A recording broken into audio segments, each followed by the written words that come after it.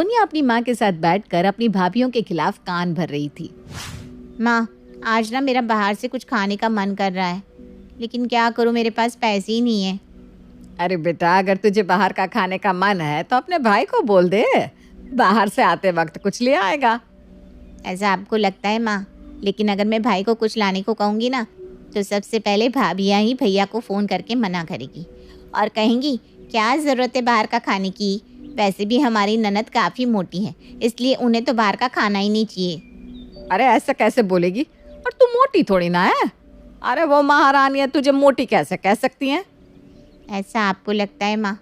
रुको, मैं अभी आपको भाभी की ज़ुबान सुनाती हूँ। सोनिया अब अपनी भाभी को आवाज़ लगाती है। सोनिया की आवाज़ सुनकर उसकी दोनों भाभी प्रिया और काम्या उसके पास आती हैं। भाभी, मैं सोच रही थी कि आज हम बाहर का कुछ खाते हैं। अरे वाह, ये तो बहुत अच्छी बात है। बताओ क्या खाने चले? भाभी, हम बाहर नहीं जा रहे, बल्कि मैं भैया को फ़ोन करके उनसे ही सामान मंगवा रही हूँ। वो क्या ना, मेरे पास पैसे नहीं है। सोनिया, बाहर का खाने की क्या ज़रूरत है? मैं तो कहती हूँ बाहर का मत खाओ। वैसे भी तुम्हारा वज़न बढ़ता जा रहा है। अगर ऐसे ही चलता रहा तो तुम्हारे लिए लड़का ढूंढना मुश्किल हो जाएगा। अरे ऐसे कैसे हो जाएगा? और तुमने ये कैसे कहा कि मेरी बेटी मोटी है? अरे खुद को देखा है, ऐसा लग रहा है अब फट जाएगी। और इस घर में आज बाहर से ही खाना आएगा। मैं भी देखती हूँ कौन है जो इस घर में बाहर के खाने को रोकता है। नीलम बेवजह ही भड़क रही थी और ये देखकर प्रिया और काम्या तो समझ ही गए थे कि उसकी सास का बेवजह भड़कने का कारण कोई और नहीं बल्कि उनकी ननद सोनिया ही है, क्योंकि वही तो है जो अपनी माँ को हर समय भड़काती रहती है। लेकिन काम्या और प्रिया को अब इन सब की आदत हो चुकी थी, इसलिए वो इन बातों पर ज़्यादा रिएक्ट नहीं करती और वहाँ से अपने कमरे में चली जाती हैं। समय गुजरता है और गुजरते समय के साथ अब सोनिया आए दिन अपने घर में सबको भड़काती। कभी अपनी भाभी को अपनी माँ के खिलाफ भड़काती तो कभी अपनी माँ को अपनी भाभी के खिलाफ। ऐसे ही एक सुबह सोनिया अपने भैया विराट के पास जाती है और उससे कहती है, भैया, आप और भाभी कहीं जा रहे हो क्या? नहीं तो क्यों? तुमसे किसने कहा कि मैं और तुम्हारी भाभी कहीं जा रहे हैं? भाभी ने, मेरा मतलब है भाभी ने मुझे कहा था कि आप और भाभी कहीं जाएंगे आज रात। अच्छा वो, हाँ सोनिया, आज ऑफिस पार्टी है, सभी कपल होंगे, इसलिए मैंने प्रिया को तैयार होने को कहा है। अच्छा, तभी मैं कहूँ कि भाभी 5,000 की साड़ी क्यों लेकर आई है? वैसे भैया, 5,000 की साड़ी, वो भी बस एक नॉर्मल पार्टी में पहनने के लिए, कुछ ज़्यादा ही महंगी नहीं है क्या 5,000 की साड़ी? नहीं नहीं सोनिया, तुम्हें कोई गलत फहमी हुई होगी। प्रिया ने 5 नहीं बल्कि 2,000 की साड़ी खरीदी है। नहीं भैया, वैसे मैंने तो गलत नहीं सुना था, पर क्या पता सच में मुझसे गलती हो गई हो। सोनिया की बात सुनकर विराट कुछ नहीं बोलता, लेकिन उसके दिमाग में सोनिया की बात बैठ जाती है। अपने भाई को गहरी सोच में देखकर सोनिया वहां से चली जाती है और जब प्रिया विराट के पास आती है तो उसे देखकर विराट कहता है, प्रिया, तुमने जो साड़ी खरीदी थी वो कितने की है? विराट, क्या हुआ तुम्हें? मैंने तुम्हें बताया तो था, भूल गए क्या? नहीं, मैं भूला नहीं हूँ, लेकिन मैं जो पूछ रहा हूँ वो बता दो। विराट, बात क्या है? तुम इतने गुस्से में मुझसे क्यों बात कर रहे हो? क्योंकि तुमने मुझसे झूठ कहा है और तुम जानती हो कि मुझे झूठ पसंद नहीं, इसलिए अब हम रात की पार्टी में नहीं जा रहे हैं। पर विराट, मैंने तुमसे कोई झूठ नहीं कहा है। पर विराट उसकी एक नहीं सुनता और वहां से चला जाता है। ये देखकर प्रिया को बेहद गुस्सा आता है और वो गुस्से में अपनी जेठानी काम्या के पास जाती है। क्या हुआ प्रिया, तुम इतने गुस्से में क्यों हो? दीदी, होगा क्या? अरे इस सोनिया की बच्ची ने तो मुझे परेशान करके रख दिया है। आज इसकी वजह से मेरा सारा प्लान कैंसिल हो गया। जब से इस घर में आई हूँ ना, तब से पहली बार विराट के साथ अकेले किसी पार्टी में जा रही थी, लेकिन इसने वो भी खराब कर दिया। अरे पर हुआ क्या, बताओ तो सही। काम्या की बात सुनकर प्रिया अपनी जेठानी को सारी बात बता देती है। तो ये बात है। दीदी, हमें इसका कुछ करना पड़ेगा, नहीं तो ये इसी तरह से घर में झगड़े करवाती रहेगी। करना क्या है? अब घर वालों के कान में हमें ये फूंकना है कि उनके घर की लड़की बड़ी हो गई है और अब उन्हें उसकी शादी करा देनी चाहिए। लेकिन सोनिया की शादी के लिए घर में सब मानेंगे? क्यों नहीं मानेंगे? अरे अब सोनिया बड़ी हो गई है, वैसे भी लड़की को अपना समय रहते संभल लेना चाहिए। काम्या की बात सुनकर प्रिया के चेहरे पर मुस्कान आ जाती है और वो अब रात को विराट के आने का इंतजार करती है। देर रात जब विराट घर आता है तो प्रिया विराट को मनाते हुए कहती है, विराट, वैसे मेरी गलती नहीं है, पर फिर भी अगर तुम्हें ऐसा लग रहा है कि मेरी गलती है तो आई एम सॉरी। पर मैं तुम्हें बता दूं, वो साड़ी सच में महंगी नहीं थी। वो तो बस मैंने दीदी को जलाने के लिए घर में महंगी साड़ी बता दी थी। अब प्रिया की बात सुनकर विराट को एहसास होता है कि उसने कुछ ओवर रिएक्ट कर दिया था, जिसके बाद विराट भी प्रिया से सॉरी कहता है। और इसी का फायदा उठाते हुए प्रिया विराट के कान में सोनिया की शादी की बात बोलकर उसे शादी के लिए मना लेती है।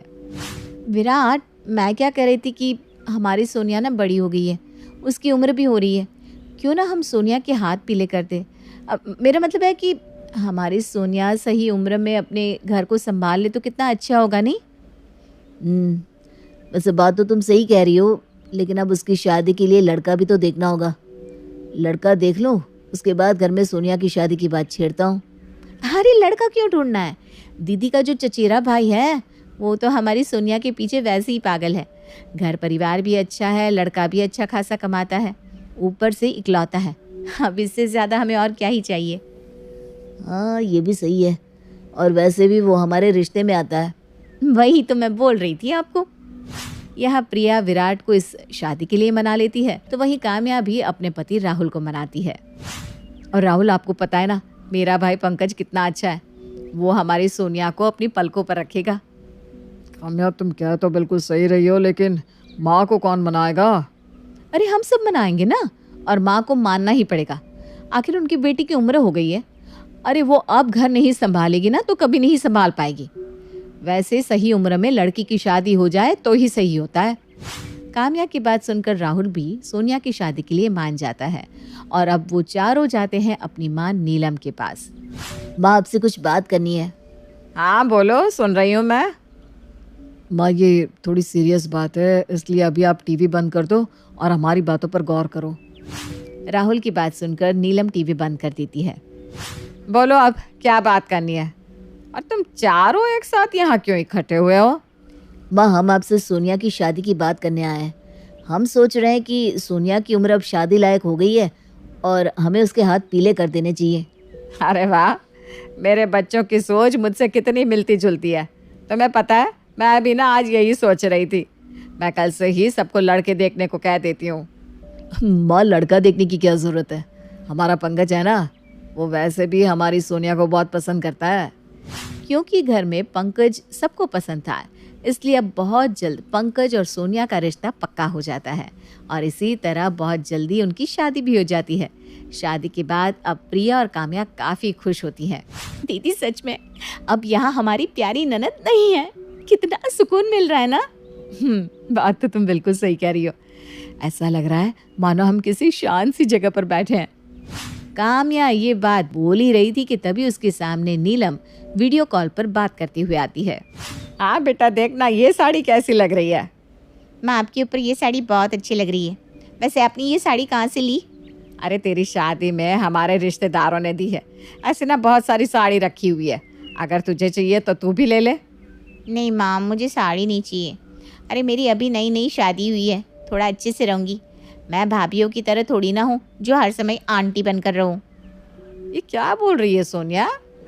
तेरी भाभी भी तो इतने अच्छे से रहती है। नीलम ये बात बोलती है कि तभी प्रिया अपनी सास से उसका फ़ोन ले लेती है और बात करती है। ननद जी, लगता है अब भी आपको चैन नहीं है। अरे अब आप अपने ससुराल जा चुकी हैं, ज़रा अपने ससुराल पर ध्यान दो। क्यों दूसरों के ससुराल में अपनी टांग अड़ा रही हो? भाभी, भले ही अपने ससुराल चली गई हूँ, पर वो घर अब भी मेरा है। क्यों माँ, मैं सही कह रही हूँ ना? हाँ बेटा, तू बिल्कुल सही कह रही है। अच्छा छोड़ इन सबको, तू बता, खाना खा लिया तूने? नहीं माँ, अभी नहीं खाया। आपने खा लिया? नीलम सोनिया से बात करते हुए अपने कमरे में चली जाती है, लेकिन अपनी सास की ऐसी हरकत देख प्रिया और काम्या को बहुत गुस्सा आता है। समय गुजरता है और गुजरते समय के साथ प्रिया और काम्या और ज़्यादा परेशान रहने लगती है। ऐसे ही एक दिन, माँ जी, आज मेरी तबीयत थोड़ी ठीक नहीं लग रही, आज आप बाज़ार से सामान ले आओ ना। काम्या ये बात बोलती है कि तभी नीलम के फ़ोन से सोनिया की आवाज़ आती है। माँ, भाभी ना बाजार न जाने के बहाने बना रही है। जैसे ही सोनिया की आवाज़ बाहर आती है, वैसे ही नीलम कॉल कट कर देती है। ये देखकर काम्या को बहुत बुरा लगता है। माँ जी, मैं कोई बहाने नहीं बना रही हूँ। अगर आपको ऐसा लग रहा है कि मैं बहाने बना रही हूँ तो ठीक है, आज के बाद मैं आपको कभी कुछ नहीं कहूँगी। और हाँ, मेरी एक बात ध्यान से सुन लीजिए आप। ये जो आप हर समय अपनी बेटी के साथ लगी रहती है ना, उससे आपका और आपकी बेटी दोनों का ही घर खराब होगा। इसलिए मेरी मानिए तो अपनी बेटी से सलाह लेना बंद कर दीजिए। इतना बोलकर काम्या गुस्से में वहाँ से चली जाती है और प्रिया को मार्केट भेज देती है। वहीं एक बार फिर नीलम सोनिया से कॉल पर लग जाती है। अरे तुझे बोलना ज़रूरी था क्या? काम्या ने सुन लिया। अब वो क्या सोच रही होगी कि माँ जी अपनी बेटी से सारी सलाह लेती है। हाँ तो क्या हुआ माँ? और वैसे भी ये बात तो सच्ची है कि आप सारी बात मुझसे पूछती हैं। मैं ही तो आपको अपनी सलाह देती हूँ। और वैसे भी अगर मैं आपको कुछ ना बताऊँ तो आप तो अपनी बहू के हाथों बर्बाद हो जाओगी। वो तो आपको अपनी नौकरानी बना कर रखेंगी। इसलिए आप वही कीजिए जो मैं आपसे कह रही हूँ। अपनी बहुओं को ना अपने काबू में रखना सीखिए। सोनिया अपनी माँ को भड़का देती है, जिसके बाद अब आए दिन नीलम के घर में कलेश होता। ये सब देखकर प्रिया और काम्या काफ़ी परेशान हो जाती हैं। ये सोनिया भले ही यहाँ से चली गई, लेकिन अपने ससुराल में बैठकर भी अब भी अपने मायके को इसने ही चला रखा है। अपने ससुराल तो चली गई, लेकिन अब भी इसे शांति नहीं है। पता नहीं आखिर चाहती क्या है। लेकिन दीदी, इन सब से निकलने के लिए हमें कुछ तो करना पड़ेगा ना। अगर हम यहीं हाथ पर हाथ रखे बैठे रहेंगे तो हो गया अपना कल्याण। अरे पर करे तो क्या करे? आइडिया दीदी, जैसे माँ जी करती है ना, लगता है हमें भी अब वही चीज़ अपनानी पड़ेगी। मतलब ये कि जैसे माँ जी हर समय अपनी बेटी से लगी रहती है, वैसे ही अब हम अपनी माँ से लगे रहेंगे। अरे अगर सोनिया की माँ है तो माँ तो हमारे पास भी है। घर के सारे काम छोड़कर हम भी अपनी माँ से बात करेंगे। आखिर माँ जी को भी तो पता चले कि ये घर उनकी बेटी नहीं बल्कि उनकी बहुएं संभालती है। प्रिया काम्या को अच्छे से समझा देती है और अगले दिन से वो दोनों भी अपनी माँ से हर समय फ़ोन पर बात करने लगती है। अरे बहू, दोपहर हो रही है, कुछ खाने को दे दे। बहू, ए बहू। नीलम बार बार अपनी बहू को आवाज़ लगाती है, लेकिन उसको कोई जवाब नहीं मिल रहा था। कुछ देर बाद नीलम खुद ही प्रिया के पास जाती है। अरे बहू, क्या कर रही है? तुझे कितनी देर से आवाज़ लगा रही हूँ, तू आ क्यों नहीं रही थी? अब माफ़ करना माँ जी, पर मैं अपनी माँ से बात कर रही थी। वो क्या है ना, काफ़ी समय बाद माँ से बात हो रही है, सोचा क्यों ना अच्छे से बात कर लूँ। अच्छा ठीक है, तो बात कर ले, मैं बड़ी बहू के पास जाती हूँ। नीलम अब अपनी बड़ी बहू काम्या के पास जाती है और उसको भी अपनी माँ से बात करता देख वो वहाँ से चली जाती है। समय गुजरता है और गुजरते समय के साथ अब प्रिया और काम्या अपने घर पर ध्यान ना देकर अपने मायके में ध्यान देने लगती है। ये देखकर नीलम को बहुत गुस्सा आता है और एक दिन वो अपनी बहू से कह देती है, बहू, मैं कितने दिनों से देख रही हूँ, तुम दोनों का ध्यान तुम्हारे ससुराल में है ही नहीं बल्कि खुद के मायके में है। अरे जब इतना ही मन कर रहा है मायके वालों से मिलने का तो जाकर मिल लो ना। माँ जी, वो क्या है ना, हम अपने मायके नहीं जा सकते। लेकिन क्यों? अगर हम मायके चले गए तो इस घर का ख्याल कौन रखेगा? अरे रह कर भी कौन सा रख रही हो ख्याल? तुम दोनों हर समय अपनी माँ से बातें करती रहती हो। तुम भूल चुकी हो क्या कि ये तुम्हारा ससुराल है, तुम किसी के घर की बहू हो। अरे अपना घर संभालो ना। क्यों माँ जी, हम अपना ससुराल क्यों देखें? जब आप अपनी बेटी से हर समय बातों में लग सकती है, आपकी बेटी हर समय अपने मायके में बात कर वहाँ का माहौल ख़राब कर सकती है, तो हम अपने मायके बात क्यों नहीं कर सकते? माँ जी, आप जो हमें समझा रही है ना, वही चीज़ आपको समझने की ज़रूरत है। जैसा हमारा ससुराल है वैसे ही आपकी बेटी यानी सोनिया का भी एक ससुराल है।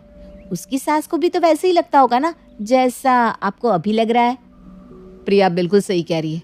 अरे आपको ज़रा भी एहसास है कि आपकी बेटी वहाँ अपने घर परिवार को संभाल भी रही है या नहीं? आप तो हर समय लग जाती है अपनी बेटी से बात करने में। अरे हमने तो बस अभी 2 ही दिन से बात करना शुरू किया है, लेकिन आप तो अपनी बेटी को छोड़ती नहीं। जिस तरह आपको हमारे मायके में बात करने से दिक्कत हो रही है ना, ठीक उसी तरह सोनिया के ससुराल वालों को भी हो रही होगी।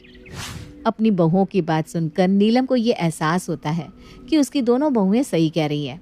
बार बार अपनी बेटी से बात करने का नतीजा शायद अच्छा नहीं निकलता और बस इसलिए वो फैसला लेती है। हाँ, तुम सही कह रही हो, शायद मैं ही गलत थी। मैं ही अपनी बेटी से हर समय बात करती थी। मैंने ही उसे इतनी इजाज़त दे दी थी कि वो हमारे घर मामलों में बोले। मुझे ऐसा नहीं करना चाहिए था। अब से मैं सोनिया से बात भी कम करूँगी और उसको अपने घर की चीज़ें भी कम ही बताऊंगी। नीलम की ऐसी बात सुनकर काम्या और प्रिया को बहुत अच्छा लगता है। नीलम भी अपनी ज़ुबान पर टिक जाती है और अपनी बेटी से बात करना कम कर देती है। साथ ही अब नीलम सोनिया को अपने घर के मामलों में भी बोलने नहीं देती। इस तरह से सोनिया भी अपने ससुराल पे ध्यान देना शुरू कर देती है। काम्या और प्रिया की परेशानी भी दूर हो जाती है।